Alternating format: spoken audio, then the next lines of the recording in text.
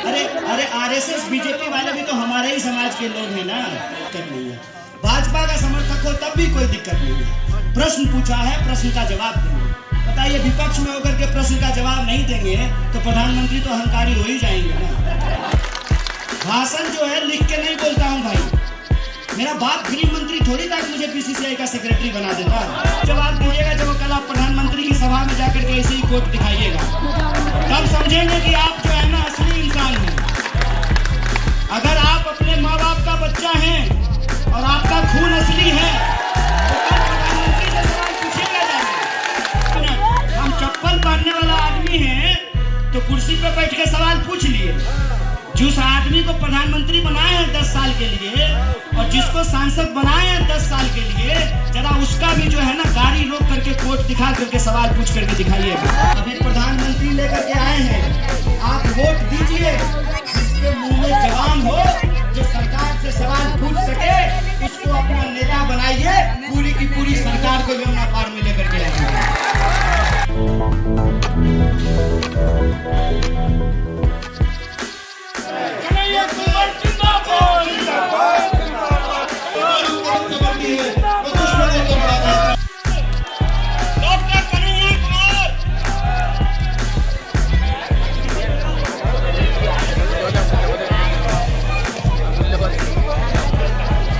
सभी सम्मानित साथियों से आगे एक बार ताली बजाकर भरतपुर अवार्ड में मेरे भाई आने वाले एमपी, हमारी और आपकी आवाज को उठाने वाले डॉक्टर साहब कन्हैया कुमार के लिए जोरदार तालियां।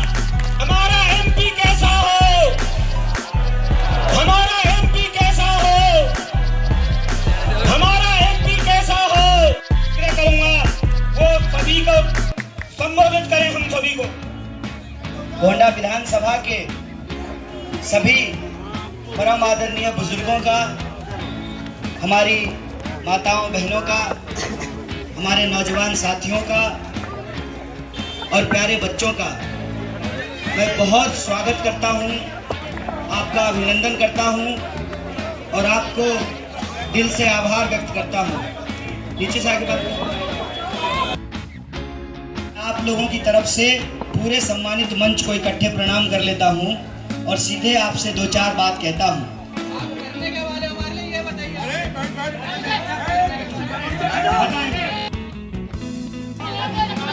बैठो, क्या नाम है? बैठिए।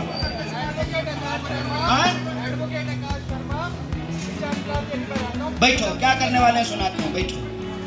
पहली बात तो ये है कि ये सवाल, आप बैठिए ना चौधरी साहब, चौधरी साहब, चौधरी साहब, चौधरी साहब, चौधरी साहब, चौधरी साहब बैठिए।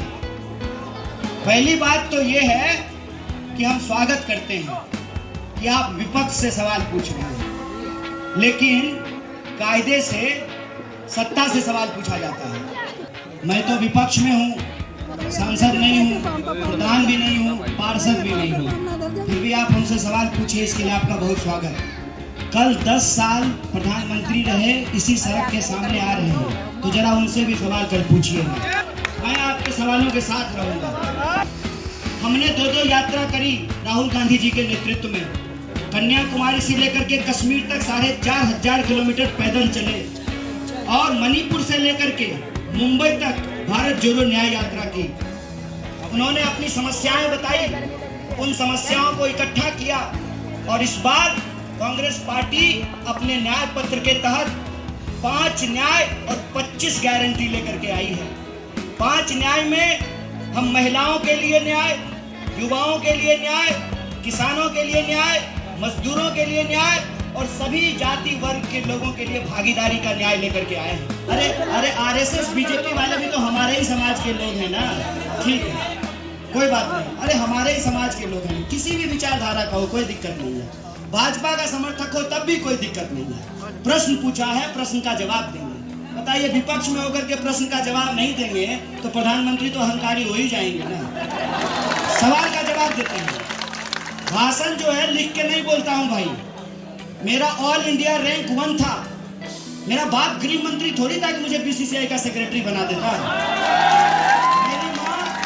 मेरी माँ आंगनबाड़ी में काम करती है, अपने अपने मेहनत से लिख पढ़ करके जो है उस ओहदे पे पहुंचे। ऑल इंडिया रैंक था मेरा 1। मुंह जवानी आपको पांचों नाय सुनाते हैं। और जो विद्यार्थी लोन लेकर के पढ़ाई करते हैं, जो विद्यार्थी लोन लेकर के पढ़ाई करते हैं, तो मैं आपको बता दूं, इस देश में बड़े धन पशुओं का मैं पांचों गारंटी सुना देता हूँ। नहीं, आप तब जवाब दीजिएगा जब कल आप प्रधानमंत्री की सभा में जाकर के ऐसे ही कोट दिखाइएगा, तब समझेंगे कि आप जो है ना असली इंसान हैं। अगर आप अपने माँ बाप का बच्चा हैं और आपका खून असली है तो कल प्रधानमंत्री से सवाल पूछेगा जाकर। हम चप्पल पहनने वाला आदमी है तो कुर्सी पे बैठ के सवाल पूछ लिए। जिस आदमी को प्रधानमंत्री बनाए हैं 10 साल के लिए और जिसको सांसद बनाए हैं 10 साल के लिए, जरा उसका भी जो है ना गाड़ी रोक करके कोर्ट दिखा करके सवाल पूछ करके दिखाइएगा, तब समझेंगे। और सुनिए, हम लोगों के आंख में आंख डाल करके सवाल पूछने वाले हैं। खुल्लम खुल्ला सरकार से सवाल पूछते हैं। किसी बात की हमको कोई घबराहट नहीं है। हमारी गारंटी पहले सुन लीजिए आप। और जो विद्यार्थी लोन लेकर के पढ़ाई करता है, अगर इस देश में बड़े धन्ना सेठों का सरकार ने 16 लाख करोड़ कर्जा माफ किया है, तो जो विद्यार्थी लोन लेकर के पढ़ाई कर रहा है, हम उसका लोन माफ करेंगे। ये हम युवा न्याय के तहत, महिलाओं के न्याय के तहत हम ये कह रहे हैं कि इस देश के भीतर महिला शक्ति को, नारी शक्ति को आगे बढ़ाने की जरूरत है। अगर आप पार्षदी के चुनाव में 50% आरक्षण दे सकते हैं, यहाँ हमारी पार्षद बैठी हुई है ना रेखा रानी जी, अगर 50% आरक्षण दे सकते हैं तो आपको नौकरियों में भी महिलाओं की भागीदारी सुनिश्चित करनी पड़ेगी। ये आधी आबादी है। हम सिर्फ जो है ना पिताजी का बच्चा नहीं होते हैं, माँ का भी बच्चा होते हैं। ये दोनों का हक बराबर होता है। दोनों के हक बराबरी से ही हम पैदा होते हैं, सृष्टि का निर्माण होता है। तो उस नारी शक्ति को हमको जो है सुनिश्चित करना है, उनकी हाथ को मजबूत करना है। इसीलिए महालक्ष्मी योजना के तहत 8,500 रुपया प्रति महीना देने का संकल्प लिया है हमने नारी न्याय के तहत। मजदूर न्याय के तहत चौधरी साहब, आपका पूरा गांव किसानों का गांव रहा होगा।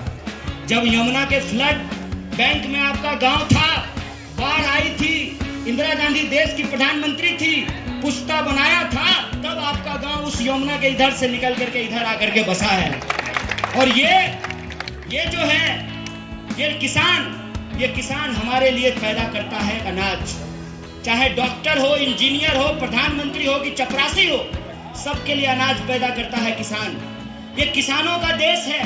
किसानों के साथ हमने अन्याय होते हुए देखा। आपने देखा कि 700 किसानों की हत्या हो गई किसान आंदोलन के दौरान।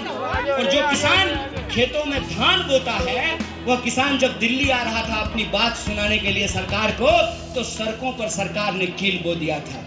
उस किसान को न्याय दिलाने के लिए हम किसान न्याय के तहत ये योजना लेकर के आ रहे हैं कि स्वामीनाथन आयोग ने जो रिपोर्ट दिया है, उसके रिपोर्ट के हिसाब से जो न्यूनतम समर्थन मूल्य होता है, मिनिमम सपोर्ट प्राइस होता है, उसको हम लीगल गारंटी देंगे और एमएसपी को कानूनी दर्जा दिया जाएगा। अब तो वकील है ना, तो के देखे उन्होंने कैसे लिखा था यार। हमारी अर्थव्यवस्था के शेप में चल रही है। के शेप में कहने का मतलब ये है कि इकोनॉमी हमारी 5 ट्रिलियन की होने वाली है, लेकिन हमारे ही देश में वो 80 करोड़ लोग कौन है भैया? जब 5 ट्रिलियन की इकोनॉमी बन रही है तो 80 करोड़ लोग कौन हैं जो 5 किलो अनाज लेने के लिए लाइनों में लगे हुए हैं? इसका मतलब ये है कि जीडीपी बढ़ रही है, लेकिन प्रति व्यक्ति जीडीपी घट रहा है। मतलब कुछ मुट्ठी भर लोग तो बहुत अमीर हो रहे हैं। वो जो है गिफ्ट में अपनी पत्नी को चार्टर प्लेन देते हैं। और हमारी स्थिति ये है कि वैलेंटाइन डे पे गुलाब भी अब 50 रुपया में मिल रहा है। ये जो अमीर अमीर होता जा रहा है और गरीब गरीब होता जा रहा है, इसमें यह जरूरी है कि हम एक भागीदारी न्याय को सुनिश्चित करें। तो दर्द शरीर को होता है। समाज का कोई भी तबका अगर पीछे छूट जाएगा तो हमारा शरीर कमजोर जैसे हो जाएगा, उसी तरह से समाज कमजोर हो जाता है। इसीलिए सीटी स्कैन होना जरूरी है समाज का। सीटी स्कैन करके हम पता करें कि कौन सा तबका किस हालत में है, किस स्थिति में है। और इसीलिए हम कह रहे हैं कि भागीदारी भागीदारी न्याय के तहत इस देश में एक आर्थिक और जातीय सर्वे होना चाहिए। सर्वे से पता चलेगा कि भाई पूरी तो दिल्ली ही है, यमुना के इस पार भी दिल्ली है, यमुना के उस पार भी दिल्ली है। उस पार जो यमुना के रहने वाले हैं उनका जीवन अलग है और हमारा जीवन अलग कैसे है? हम विकास में पीछे कैसे छूट गए हैं? तो सभी जाति और धर्म के लोगों की भागीदारी के लिए हम लोग भागीदारी न्याय की बात कर रहे हैं। 5 न्याय 25 गारंटी हम लेकर के आए हैं। रही बात उत्तर पूर्वी दिल्ली की, 2 मिनट और दीजिए। उत्तर पूर्वी दिल्ली की तो जब मुझे प्रत्याशी बनाया गया तो जैसे हमने देश के लिए न्याय पत्र तैयार किया है उसी तरह से हम उत्तर पूर्वी दिल्ली के लिए न्याय पत्र तैयार कर रहे हैं। और उस न्याय पत्र को तैयार करने के लिए हमने व्हाट्सएप नंबर जारी किया। उत्तर पूर्वी दिल्ली के लोगों ने अपनी अपनी समस्याएं भेजी और मैं आपको बता दूं, मुझे क्या मालूम कि यहाँ गामरी रोड है, मुझे मालूम है क्या? लेकिन अब मुझे मालूम है कि यहाँ गामरी रोड है। कैसे मालूम है? क्योंकि गामरी रोड से गुजरने वाले लोगों ने व्हाट्सएप पे मैसेज भेजा कि आप गामरी रोड के चौड़ीकरण का मुद्दा अपने मैनिफेस्टो में शामिल कीजिए। जो सजेशन उत्तर पूर्वी दिल्ली के लोगों ने दिया उसके आधार पर मैं आपको बता सकता हूं। और जो मैं इस इलाके में घूम रहा हूं, 2009 में मैं मुखर्जी नगर यूपीएससी करने के लिए आया था, नेहरू विहार में रहता था, तो मैं बता सकता हूं कि इस इलाके की सबसे बड़ी समस्या क्या है। इस इलाके की सबसे बड़ी समस्या जाम की समस्या है। इस इलाके की सबसे बड़ी समस्या ये है कि जो सड़कें चौड़ीकरण होनी थी उन सड़कों का चौड़ीकरण नहीं किया गया है। हमको क्या मालूम कि भजनपुरे के पास जो है टर्मिनल बन गया है और टर्मिनल तक को जाने वाली जो रोड है उसका चौड़ीकरण नहीं किया गया है, इसलिए दिन भर जाम लगा रहता है। मन बदला। अगर ये बात सुन करके आपका हृदय परिवर्तित हुआ, जिस तरह से आप वोट निकाले थे उसी तरह से पहचान पत्र निकाल करके अगर आपने हमको वोट दिया तो हम हमको वादा नहीं कर रहे हैं, पक्का भरोसा दिलाते हैं कि अभी 10 साल में प्रधानमंत्री एक बार भी नहीं आए ना, एक बार भी नहीं आए ना। जब कोविड में लोगों को ऑक्सीजन नहीं, सिलेंडर नहीं मिल रहा था तो नहीं आए ना। जब आप जाम से जूझ रहे थे नहीं आए ना। अभी आए हैं ना, अभी प्रधानमंत्री लेकर के आए हैं। आप वोट दीजिए, जिसके मुंह में जवान हो, जो सरकार से सवाल पूछ सके, उसको अपना नेता बनाइए। पूरी की पूरी सरकार को यमुना पार में लेकर के आइए। आप अगर परिवर्तन करना चाहते हैं तो आप भरोसा करके दिखाइए। जो 10 साल में आपको नाउम्मीदी हुई है, उस नाउम्मीदी से मिल करके 24 लाख लोग, 24 लाख वोटर जो यमुना पार में रहते हैं, उत्तर पूर्वी दिल्ली में रहते हैं, उनको नाउम्मीदी से बाहर लेकर के आएंगे। आपके हक और अधिकार से के लिए कंधे से कंधे मिला करके संघर्ष करेंगे। यही विकल्प हम आपके बीच लेकर के आए हैं। इसीलिए आप तमाम आदरणीय बुजुर्गों से, माताओं से, बहनों से, नौजवान साथियों से हम ये अपील करने के लिए आए हैं कि आप अगर सांसद से खुश हैं तब तो कोई बात नहीं। खुश हैं क्या आप? खुश हैं गौरव जी? आप खुश हैं सांसद से? आकाश जी आप खुश हैं? अच्छा, खुश लेकिन नहीं है आप ना। तो एक बार पलट के देखिए ना, मौका दे के देखिए। आप लोग परिवर्तन चाहते हैं, बदलाव चाहते हैं। अगर आप उत्तर पूर्वी दिल्ली में बदलाव चाहते हैं तो तमाम मुश्किलों का सामना करने के बावजूद अपनी जान अपनी हथेली पे लेकर के घूमता हूँ। अगर आपने इसको महफूज रखा तो वादा करता हूँ कि इस बार उत्तर पूर्वी दिल्ली बदलाव करेगी और ये बदलाव आप लोग 25 तारीख को लेकर के आएंगे। इस बार उत्तर पूर्वी दिल्ली में आप बदलाव के लिए वोट कीजिए। 25 मई को बदलाव के लिए वोट कीजिए। और इस बार आम आदमी पार्टी और कांग्रेस पार्टी साथ में है। 4 सीट पे झाड़ू का निशान है, 3 सीट पे हाथ का निशान है। उत्तर पूर्वी दिल्ली में बदलाव का निशान हाथ है। बैलेट नंबर 2 है कि आप अपना समर्थन देंगे। इसी उम्मीद के साथ पाल चौक के सभी साथियों का, सभी निवासियों का बहुत बहुत धन्यवाद, बहुत बहुत शुक्रिया। धन्यवाद। वीडियो अच्छी लगे तो वीडियो को लाइक करें, अपने दोस्तों व संबंधियों में वीडियो को शेयर करें तथा चैनल को सब्सक्राइब करना ना भूलें। धन्यवाद।